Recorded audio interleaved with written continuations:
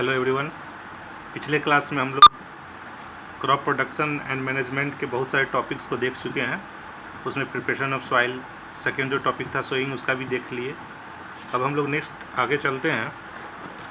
Next जो है वो थर्ड पॉइंट है, और थर्ड पॉइंट जो है वो बेसिकली मैन्योर्स और फर्टिलाइजर से रिलेटेड है। इसको विस्तृत रूप से हम लोग आगे देखते हैं। पॉइंट नंबर 3 जो है वो एडिंग मैन्योर्स एंड फर्टिलाइजर्स है। इस पर हम लोग देखेंगे। पिछला जो क्लास था उसमें खुद से हम लिख रहे थे और बता रहे थे आप लोग, उसमें हो सकता है कि ज़्यादा टाइम लग रहा था तो वीडियो लंबा हो जा रहा था, इसलिए हमने आगे से ये पहले ही लिख रखा है और आप लोग के सामने बस इसको समझाने का प्रयास करेंगे। आप लोग देखेंगे और नोट्स भी करते जाएंगे साथ में, ताकि नोट्स आपका तैयार हो जाए बेहतर। चलिए, नेक्स्ट पॉइंट जो है वो है एडिंग मैन्योर्स एंड फर्टिलाइजर्स। दो टर्म इसमें हम लोग को मेनली देखना है, manures and fertilisers. Actually manures और जो फर्टिलाइजर्स है वो दोनों बूस्टअप करता है क्रॉप को उसके ग्रोथ में। Added to the soil in the form of nutrients for the growth of plants. ये क्लियर कर रहा है कि ये जो मैन्योर्स और जो फर्टिलाइजर्स है वो हम लोग सॉइल में ऐड करते हैं। जब क्रॉप को हम लोग प्रिपरेशन ऑफ सॉइल कर लेते हैं, बीज को बो देते हैं, फिर उसको कुछ ना कुछ तेज़ी से बढ़ने के लिए कुछ उसको फर्टिलाइजर्स की ज़रूरत पड़ती है। तो फर्टिलाइजर्स में मैन्योर्स एंड फर्टिलाइजर्स है, ये अलग अलग दोनों हैं, लेकिन दोनों का काम एक ही है। बस आगे देखते हैं क्या क्या है। दोनों को डिफ्रेंशिएट करके लिखा गया है, मैन्योर्स एंड फर्टिलाइजर्स। देखते हैं क्या है। मैन्योर्स जो है वो ऑर्गेनिक सब्सटेंस है और फर्टिलाइजर्स जो है वो केमिकल सब्सटेंस है। दो बिंदु है, एक ऑर्गेनिक सब्सटेंस है, एक केमिकल है। इसमें ये मैनमेड है, दोनों मैनमेड है, बट एक क्या है कि इनऑर्गेनिक साल्ट से बना है, और एक क्या है कि आपको जो डेड डिकेइंग डिकम्पोजिशन होता है प्लांट्स और एनिमल का, उसके थ्रू बना है। तो एक ऑर्गेनिक हो गया सब्सटेंस, दूसरा केमिकल सब्सटेंस है। उसको इनऑर्गेनिक सब्सटेंस भी आप बोल सकते हैं, इसको इनऑर्गेनिक सब्सटेंस भी आप बोल सकते हैं। इसमें केमिकल रिएक्शन है। इसको बनाने का देखते हैं प्रोसेस। मैन्योर्स जो है ये decomposition of plants and animal waste से बनता है। जो भी पेड़ पौधा के जो पत्ते हैं वो गिर जाते हैं, सड़ने के बाद उनका डिकम्पोजिशन कहीं ना कहीं माइक्रो ऑर्गेनिज्म के कारण होता है, तो वो डिकम्पोज करते हैं और वो खाद बन जाते हैं। लेकिन जो दूसरा फर्टिलाइजर्स है वो मैनमेड का रहा है, इनऑर्गेनिक साल्ट से इसको बनाया जाता है। इसका जो प्रिपरेशन होता है वो फील्ड में होता है, और इसका जो प्रिपरेशन है ये आपको फैक्ट्री में मिलता है। फैक्ट्री में इसको बनाया जाता है। फील्ड में करने का अर्थ है गड्ढा खोदा जाता है, उसमें जो भी आपको काऊ डंक, मेनली काऊ डंक होते हैं, डेड डिकेइंग प्लांट जो भी पत्ते हैं, पेड़ भी हैं, बहुत सारे हैं जो सड़े गले हैं, और इस बहुत सारा वेस्ट है, एनिमल वेस्ट जो भी रहता है उसको क्या करते हैं उस गड्ढे में डालकर ढक दिया जाता है कुछ सप्ताहों के लिए। उसके बाद फिर से उसमें बहुत सारे डिकम्पोजिशन का प्रोसेस होता है माइक्रो ऑर्गेनिज्म और अर्थवर्म्स के द्वारा, और उसके बाद फाइनली उसमें फिर तो दूसरा फील्ड में होता है और ये फैक्ट्री में होता है। एक ऑर्गेनिक का जो मैन्योर्स जो ऑर्गेनिक के थ्रू बनाते हैं, ऑर्गेनिक सब्सटेंस से बनाते हैं, वो फील्ड में बनता है, और फर्टिलाइजर्स जो है वो फैक्ट्री से बनता है, और वो ये भी मैनमेड है। कुछ एग्जाम्पल है उसका कि क्या होता है वो। तो एक्चुअली जो मैन्योर्स है इसमें काऊ डंक होते हैं, डेड प्लांट्स होते हैं, एनिमल वेस्ट कहिए, एनिमल वेस्ट कंबाइन फॉर्म में होते हैं सभी, ये मिलकर आपको मैन्योर का फॉर्मेशन करते हैं। इसी टाइप से आपको फर्टिलाइजर्स में देखिए यूरिया है, ऑलरेडी एक फर्टिलाइज़र है, पोटास है, अमोनियम सल्फेट है, और एक और जैसे कि NPK आता है। NPK में आपको नाइट्रोजन, फास्फोरस और पोटासियम, ये तीनों मिक्स होकर आता है, एक रेशियो बना होता है और उसी रेशियो में ये डाला जाता है। और ये सारे क्या हो गए, ये आपको मैन्योर्स और फर्टिलाइजर्स है, जिसमें मैन्योर फर्टिलाइजर्स में आपका ये पॉइंट हो गया इधर का, और मैन्योर्स में ये हो गया। दोनों को बेहतर, बस दोनों को कोरिलेट करके आपको याद रखना है। एक ऑर्गेनिक, एक केमिकल, एक डिकम्पोजिशन ऑफ प्लांट्स और एनिमल वेस्ट से बनता है, दूसरा मैनमेड है जो इनऑर्गेनिक साल्ट है, एक फील्ड में बनता है, एक फैक्ट्री में बनता है। और एग्जाम्पल में आप फर्टिलाइजर्स का याद रखेंगे, urea, potash, ammonium sulphate, NPK में नाइट्रोजन, फास्फोरस, पोटासियम रहता है। याद रखेंगे NPK में क्या होता है। यहाँ के और पोटासियम से स्टार्ट हुआ है, लैटिन नेम के कारण आपको इसे स्टार्ट हुआ है। अब देखते हैं आगे है एक स्टार मार्क करके हम लोग देखे हैं, इसमें more usages of fertilisers decreases fertility of soils. अगर हम फर्टिलाइजर्स का अधिक उपयोग करते हैं तो वो सॉइल को फर्टिलिटी को घटा देता है। एक के ऊपर हम बता रहे हैं कि फर्टिलाइजर जो है वो आपके सॉइल के फर्टिलिटी रेट को बढ़ाता है और फिर हम ये लिख रहे हैं, लेकिन यहाँ मोर यूजेस लिख रहे हैं। इट मीन्स कि बहुत ज़्यादा हम इस्तेमाल करना शुरू करते हैं तो कहीं ना कहीं उसके लिए हार्मफुल हो जाता है। हर चीज़, हर सब्सटेंस का एक लेवल होता है कि वहीं तक वो बेस्ट दे सकता है, उसके बाद क्या होता है कहीं ना कहीं उसमें वो डिक्रीज़ करने लगता है। इसी तरह जब एक सॉइल में बार बार उसी खाद को डाल डाल के जितना उसका शक्ति होगा वो अगर निकाल लेंगे तो बाद में वो बंजर भूमि हो जाता है, फिर उस पर फसल उगाना मुश्किल हो जाता है।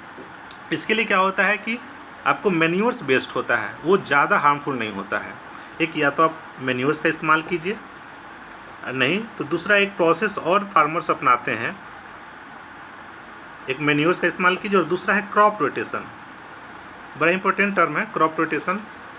क्रॉप से तो जान ही रहे हैं आप पूरा, और रोटेशन कहीं ना कहीं ये घुमाने का है, मतलब चक्र बना हुआ है। रोटेशन मीन्स क्या? चक्र। इट मीन्स कि आप एक फसल उगा रहे हैं, फिर दूसरी बार दूसरी फसल कर दे रहे हैं, और फिर आप क्या कर रहे हैं, या एक फसल करके फिर आप रोक दे रहे हैं, अगली बार कोई और फसल कर रहे हैं। तो इसमें क्या होता है, आपको चेंज करते रहता है, उसका जो प्रोडक्टिविटी रहता है सॉइल का वो भी चेंज करता है। तो इस टाइप से वो अपना फर्टिलिटी को मेंटेन रखता है। अब जो हम लोग का नेक्स्ट पॉइंट है, ये जो फोर्थ पॉइंट है वो इरिगेशन है। इरिगेशन है, सिंचाई करना है। इरिगेशन में क्या होता है, मेनली अगर इसका डिफिनीशन पूछ देता है तो supply of water to crops at a regular intervals, एक बराबर इंटरवल पे कि हाँ ये 15 दिन के बाद, 20 दिन के बाद या 1 महीने के बाद इसमें पानी डालना है। जो फार्मर्स को लगता है कि नहीं इसमें पानी की ज़रूरत है तो ये क्या करते हैं, उसमें वाटर सप्लाई करते हैं एक रेगुलर अंतराल पर।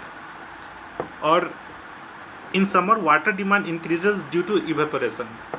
जाहिर सी बात है जब समर होगा तो वाटर डिमांड्स अधिक होते हैं और वो इंक्रीज़ कर जाता है। क्यों? तो इवेपोरेशन, आप लोग शुरू से पढ़ते आएंगे। इवेपोरेशन वाष्पीकरण जो होता है प्रोसेस, उसमें क्या होता है कि पानी का जो वाष्पीकरण होता है वो ज़मीन से जब पानी निकलता है तो कहीं ना कहीं बहुत ज़्यादा सूख जाता है। तो उस समय क्या होता है कि इवेपोरेशन बार बार होगा, गर्मी होती है इसके कारण से, तो वहाँ पानी का डिमांड अधिक हो जाता है।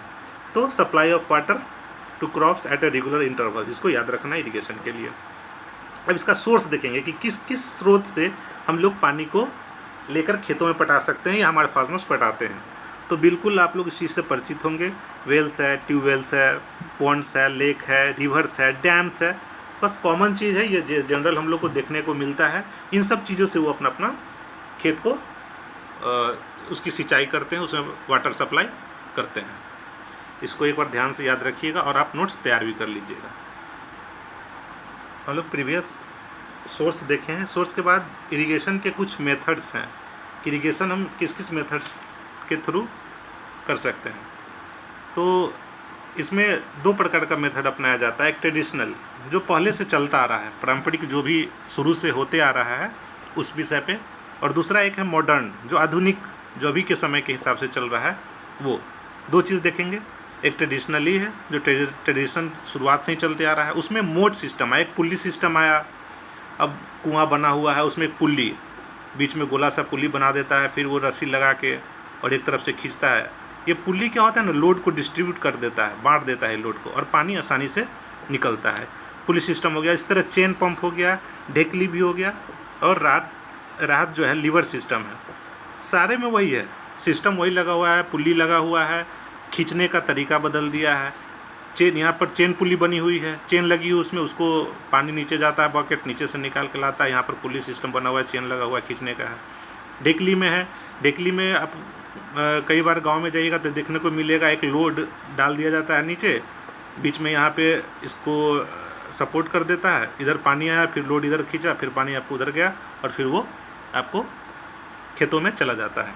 चौथा जो है राहत है, ये लीवर सिस्टम, ये भी वही है, लेकिन ये इसमें क्या है कि इसमें आदमी करते हैं, इसमें क्या है ना, ऑक्स के थ्रू करते हैं। इट मीन्स जो बैल होते हैं, जानवर के थ्रू इसमें से पानी खींचा जाता है। लीवर सिस्टम बना होता है, उसमें लगा दिया जाता है ट्यूबवेल में, सिस्टम में, और फिर एक बार पुली निकाल लिया जाता है एक रड टाइप का, और उससे फिर जानवर को बांध दिया जाता है, जिसको यहाँ पर ऑक्स को दिखाया है बैल, और उसको वो अपने घूमते रहता है और पानी मूवमेंट के थ्रू बार बार पानी बाहर गिरते रह रहा है और उसका एक ड्रेनेज सिस्टम बना रहता है और वो आपको खेत तक पहुँचा देता है। ये हो गया ट्रेडिशनल जो पहले से चलता है। इसमें टाइम लेकिन बहुत ज़्यादा टाइम है और आपको लेबर भी उतना ही ज़्यादा है। बहुत छोटा छोटा खेत का एरिया पट पाता है बहुत देरों में। अब क्या है, मॉडर्न आया तो कुछ ना कुछ चेंज हुआ। मॉडर्न आने का अर्थ है इसमें कुछ ना कुछ ऐसा सिस्टम लगाया जिससे कम समय में ज़्यादा खेतों को पानी दिया जा सके, और उसमें तरीका भी अलग हो गया। एक स्प्रिंकलर सिस्टम आया और एक ड्रिप सिस्टम आया। इसमें क्या, पहला जो है स्प्रिंकलर सिस्टम, इसमें क्या करते हैं ना, छिड़काव करते हैं पानी का। इट मीन्स कि एक सिस्टम ऐसा जनरेट करते हैं जिससे पानी वो पंप के थ्रू, स्प्रिंकलर सिस्टम में क्या होता है, ये पूरा इलेक्ट्रिकल हो गया। ये क्या हो गया, इलेक्ट्रिकल हो गया, और ये मशीनरी हो गया। एक प्रकार से क्या हो जाता है, ये मशीनरी हो गया। तो पंप सेट कर दिए और उसके पाइप के थ्रू आगे आपका जो फील्ड है तैयार है, फील्ड में उसमें क्या है ना, जाने के बाद एक नोजल फिट कर दी उसमें। नोजल्स मीन्स की मोस्ट आउट जो अपर लेयर होता है, कवरिंग होता है, उसमें बहुत छोटा छोटा होल होता है, और जब इससे पानी निकलता है तो वो चारों तरफ फैलता है, चारों तरफ फैल जाएगा, चारों तरफ आपको पानी निकलना शुरू हो जाएगा। और वो क्या होता है, आपको जो पौधा सब लगा हुआ है फील्ड में, बहुत सारा पेड़ पौधा सब जो लगा हुआ है, उसमें क्या होता है, वो छिड़काव के रूप में सारे के ऊपर गिरना शुरू हो जाता है। इसमें कह सकते हैं कि पानी की बर्बादी होती है क्योंकि उतना नहीं मिल पाता है सही से। लेकिन उसी का जो सेकेंड सिस्टम है आपको यहाँ, ड्रिप सिस्टम में क्या है, एक मोटर के थ्रू पानी निकाला जाता है और एक प्योर ड्रेनेज सिस्टम बनाया जाता है।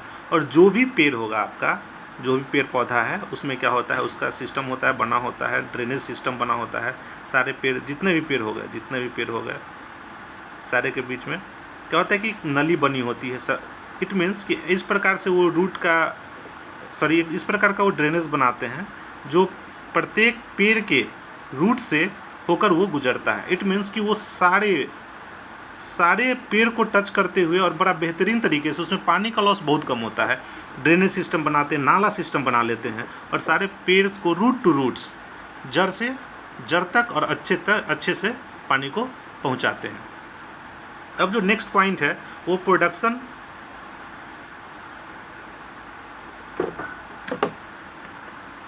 Sorry for disturbance.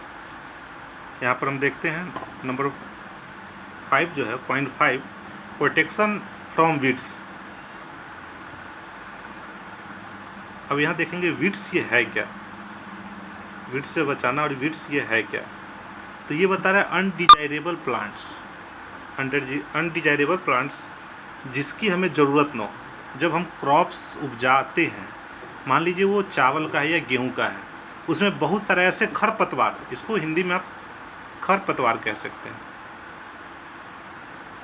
तो बहुत सारे ऐसे खरपतवार साथ में उसमें जम जाते हैं। उनको हटाने के लिए कई सारे उपाय हैं, उसको फिर हम देखते हैं आगे। तो अगर आ जाता है कि what do you mean by weeds, then you can write the undesirable plants are known as weeds.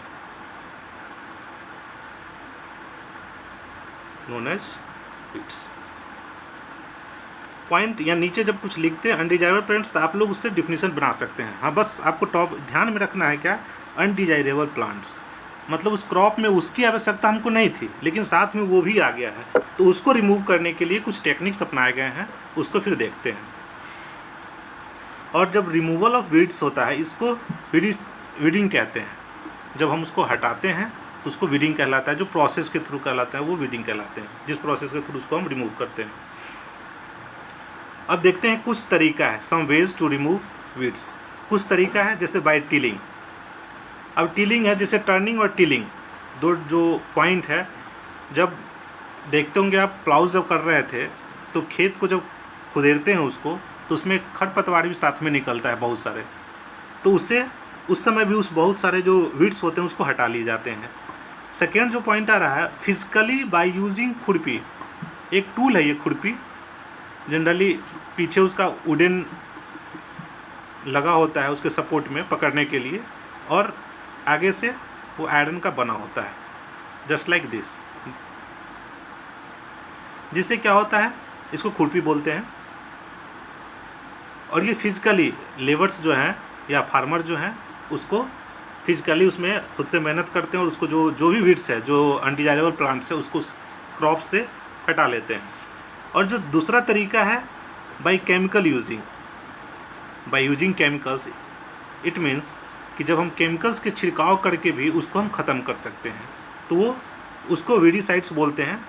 जिस केमिकल का इस्तेमाल हम लोग वीड्स को हटाने में करते हैं उसको वीडिसाइड्स बोलते हैं। और वो एक केमिकल का मान लीजिए यहाँ एग्जाम्पल दिया हुआ है 2,4-D है। इसको बाय स्प्रेइंग, मशीन आता है उसके लिए, वो मशीन में डालते हैं, कुछ उसका कम्बिनेशन बनाना पड़ता है कि हाँ इतने लीटर पानी में उस केमिकल को इतना मिलाना है और उसको स्प्रे करना है, और फिर हम लोग स्प्रे करके उस वीड्स को वहाँ से रिमूव करते हैं। तो ये हम लोग प्रोटेक्ट करते हैं क्रॉप को फ्रॉम वीड्स। ठीक है। नेक्स्ट जो है 6th पॉइंट जो है वो हार्वेस्टिंग कहा जाता है। हार्वेस्टिंग क्या है? Cutting off crops. सिंपल, आपको यहाँ डिफिनीशन पूछ दे कि what do you mean by harvesting, then you can write cutting off crops is known as harvesting. अब क्रॉप्स काटने के लिए फार्मर्स सिकल का यूज़ करते हैं। ये हसुआ टाइप का होता है, इसको हिंदी में हसुआ बोलते हैं। और ये मान लीजिए कि जस्ट लाइक ये स्ट्रक्चर होता है इसका, यहाँ से पकड़ते हैं इसका, ये इसमें काफ़ी धार होता है इसमें, और इसे ये कटिंग करके ये निकालते हैं, इसको सिकल बोलते हैं। ये फिजिकली फिर वही जो फार्मर है वो खुद से इसको काटते हैं और एक फिजिकली कर लेते हैं, फिर मशीन के द्वारा करते हैं। हार्वेस्टर मशीन आता है जो कटिंग का काम करता है। जब भी मशीनरी की बात होगी तो इसमें समझना है कि वो हमारे टाइम और लेबर दोनों को बचाता है। तो एक पॉइंट आप खुद से ये भी बना सकते हैं, जब भी आए तो इसमें it saves our time and labours, इस चीज़ को मेंशन कर लेंगे। उसके बाद जो प्रोसेस आता है, थ्रेसिंग का प्रोसेस आता है। थ्रेसिंग क्या करता है? आपको ग्रेन्स को चाप से अलग करता है। It's mean threshing is a process which separate grains from चाप। इस चीज़ को लिख सकते हैं, चाप भूसा को बोलते हैं। थ्रेसिंग करके हम अनाज को सेपरेट कर लेते हैं भूसा से। और एक कंबाइन इंस्ट्रूमेंट आता है। कंबाइन क्या, एक प्रकार का टूल्स है, ये भी मशीनरी टूल्स है। ये क्या करता है? कटिंग और हार्वेस्टिंग दोनों साथ में करता है। कटिंग और हार्वेस्टिंग दोनों करता है। वो कटिंग भी कर लेगा और आपको हार्वेस्टिंग का काम दोनों वो कर लेता है। नेक्स्ट जो है, अब जो हमारा नेक्स्ट पॉइंट है ये स्टोरेज है, और 8th पॉइंट है। और इसमें स्टोरेज में देखते हैं, to keep grains in stock for future. यहाँ स्टॉक की बात हो रही है। इट मीन्स कि जब फार्मर हार्वेस्टिंग कर लेंगे, थ्रेसिंग कर लेंगे, तो क्या होता है, स्टोरेज फिर प्रोसेस आता है, उसका रख रखाव करेंगे ताकि फिर उसको वो सेल करेंगे। और ये इसका जो रख रखाव होता है, farmers use jute bags and store in granaries and silos for future use. ये स्टॉक रखने की जगह होती है। ये दोनों पॉइंट होता है कि बहुत सारे जूट के बैग्स में, जिसको बोरा बोलते हैं जनरली, जो बैग्स है वो जूट के बैग्स होते हैं। इसमें क्या होता है कि वो अपने अनाज को रखते हैं और फिर स्टोर करते हैं इन दो प्लेस पर। और स्पेशली एक बफर स्टॉक का भी निर्माण किया जाता है। ये गवर्नमेंट के द्वारा होता है कि जब फार्मर से ग्रेन्स खरीदे जाते हैं तो एक स्टॉक बनाया जाता है, ताकि किसी प्रकार का अगर इमरजेंसी आता है और किसी प्रकार के परेशानी, जिस कारण अगर किसी वर्ष फसल अच्छे से नहीं हो पाया तो उसको फ्यूचर में सरप्लस करने के लिए इस स्टॉक का इस्तेमाल किया जाता है। और जो लास्ट है वो फूड फ्रॉम एनिमल्स है। अब तक हम लोग प्लांट्स के बारे में देख रहे थे, अब ये जो लास्ट टॉपिक है ये एनिमल्स का है। एनिमल्स, अब एनिमल्स की चर्चा करते हैं। Like cow gives milk, general चीज़ है, हम लोग जानते हैं। हम लोग को दूध कहाँ से मिलता है? काउ से मिलता है। तो हम लोग पहले भी देख रहे थे, पहले भी सेशन फर्स्ट में हम लोग बहुत अच्छे से इसका डिस्क्रिप्शन लिया था कि कैसे हम लोग को क्रॉप्स ज़रूरी पड़ता है प्लांट से और एनिमल से। हमारा भोजन प्राप्त होता है। इसी चीज़ में फिर यहाँ हम देखेंगे एनिमल्स। प्लांट्स का तो पूरा प्रोसेस देख लिए, बस एनिमल से रिलेटेड छोटा सा टॉपिक है, इसको थोड़ा सा ही देखेंगे। इसमें एक टॉपिक आता है मेन, एनिमल हस्बेंड्री करके आता है, इसको थोड़ा ध्यान देना है। जनरली आप समझ ही रहे हैं कि मिल्क के लिए होता है, मीट के लिए होता है, एग्स के लिए होता है, और एनिमल हस्बेंड्री भी बस उसी का एक टर्म है। और ये है क्या? The branch of agriculture concern with animals for meet, fibre, milk, eggs. वही चीज़, अगर हम एनिमल हस्बेंड्री करते हैं, एक प्रकार का ये पालन होता है, मतलब लार्ज स्केल पर बहुत सारे जानवर को हम एक साथ उसका प्रॉपर केयर करते हैं। केयर करने का सेंस है उसके लिए शेल्टर प्रोवाइड करना, फूड प्रोवाइड करना, प्रॉपर टाइमिंग पे उसका